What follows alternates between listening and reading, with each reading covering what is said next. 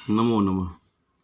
शास्त्री तृतीय वर्ष व्याकरण विषयक छात्र उन सबों के लिए आज फिर एक नवीन पाठ प्रारंभ कर रहा हूँ, जिसका कि मुख्य विषय नाम परागिवियाह प्रकरण जो है उसी की पाठ आरंभ कर रहा हूँ। परागिवियाह का प्रथम सूत्र आता है अतिसायने तमविष्टनौ अतिशय विशिष्टार्थवृत्तेः स्वार्थे एतौस्तः अयमेखाम अतिशयेनाढ्यः आढ्यतमः लघुत्तमो लघिष्ठः। शब्दार्थ इसका हो जाएगा अतिसायने, अतिशयन अर्थ में तमविष्टनौ, तमप और इष्टन प्रत्यय होते हैं, किंतु यह प्रत्यय किससे होते हैं, इनके लिए जिसका अधिकार सूत्र होता है ज्ञाप प्रातिपदिकात। से प्रातिपदिका की अनुवृत्ति जब कर लेंगे तो भावार्थ इसका तब कर सकते हैं जो अतिशयन, अतिशय और या प्रकर्ष अर्थ में वर्तमान प्रातिपदिक से तमप और इष्टन, इष्ट ये दो प्रत्यय होते हैं। उदाहरण के लिए अतिशयन आढ्य, अधिक संपन्न। यहाँ अतिशयन अर्थ में वर्तमान प्रथमांत प्रातिपदिक आढ्य से तमप प्रत्यय हो करके आढ्य तम रूप बनता है, तब सुप लोप होकर आढ्यतम रूप बनने पर विभक्ति कार्य हो प्रथमा के एक वचन में आढ्यतम रूप सिद्ध होता है। इसी प्रकार अतिशयन लघु, अतिशय लघु अर्थ में प्रथमांत प्रातिपदिक लघु से तमप प्रत्यय हो लघुत्तम रूप बनता है। इष्टन प्रत्यय होने पर पूर्ववत सुप लोप हो लघु इष्ट रूप बनता है। उसके बाद टी लोप कर देंगे तो लघु इष्ट अर्थात गुण टी लोप हो गया तो लघ इष्ट होगा, और लघ इष्ट के बाद जो है लघिष्ठ रूप बनेगा। विभक्ति का जब कर देंगे तो प्रथमा एक वचन में लघिष्ठ रूप सिद्ध होता है। विशेष तमप और इष्टन प्रत्ययों का प्रयोग बहुत अर्थात दो से अधिक में से एक का उत्कर्ष बतलाने के लिए ही किया जाता है। उसके बाद सूत्र आता है तिंगश्च, तिगंता दतिशय द्योत्ये तमपश्चात। शब्दार्थ च से ही ज्ञात हो गया, सूत्र अपूर्ण है, और इसी के लिए अतिशायने से अतिशायने और तमप की अनुवृत्ति जब कर लेंगे हम तो तिंग प्रत्याहार, और इसमें तीप तस आदि 18 प्रत्ययों का समावेश हो गया है। तो प्रत्यय ग्रहण तंत्र ग्रहणम जो परिभाषा है उससे यहाँ पे तंत्र विधि कर देंगे तो भावार्थ होगा अतिशयन अर्थ में वर्तमान तिंग प्रत्यांत से भी तम प्रत्यय होता है।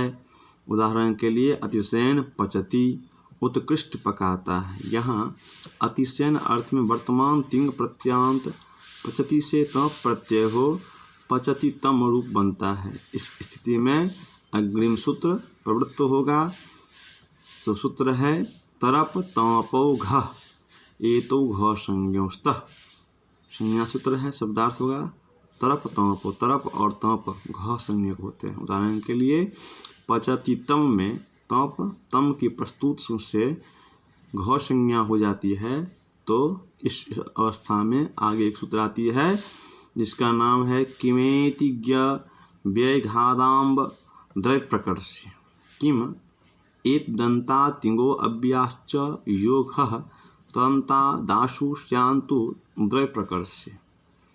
शब्दार्थ अद्रव्य प्रकर्ष्य, द्रव्य भिन्न प्रकर्ष अर्थ में किमेतिगिम व्यघात, किम एकार तिंग और अव्यय से विहित घ से आमु प्रत्यय होता है। इसके लिए पूर्णतया स्पष्ट जानकारी के लिए अधिकार सूत्र ज्ञाप प्रातिपदिकात से प्रातिपदिक की अनुवृत्ति जब कर लेते हैं तो स्वस्थ तंत्र विधि हो जाती है। और भावार्थ इसका होगा यदि किम एकारांत तिंग प्रत्यांत और अव्यय के पश्चात घ अर्थात तमप और तरप प्रत्यय आया हो तो घ प्रत्यांत प्रातिपदिक से अद्रव्य द्रव्य से भिन्न अर्थात गुण और क्रिया के प्रकर्ष में आमु आम प्रत्यय होता है। उदाहरण के लिए पचतितम में तिंग प्रत्यांत पचति के पश्चात घ प्रत्यय तप आया है, अतः घ प्रत्यांत प्रातिपदिक पचतितम से आम प्रत्यय होकर पचतितम आम रूप बनेगा। इस अवस्था में सवर्ण दीर्घ होकर के पचतितमाम रूप सिद्ध होता है। इसी प्रकार आम प्रत्यय हो घ पर किम, किम तम, किम तम से किन तमाम, घ प्रकारांत से प्राहनेतम से प्राहवेतमाम, अतिमध्यान और घ पर अव्यय उच्चस्तम से उच्चस्तमाम, अति ऊंचापन, ऐसा रूप बनेगा। ध्यान रहे आम प्रत्यय जो होता है सो गुण और क्रिया के उत्कर्ष में ही होता है, अस्तु, तो द्रव्य में के उत्कर्ष में नहीं।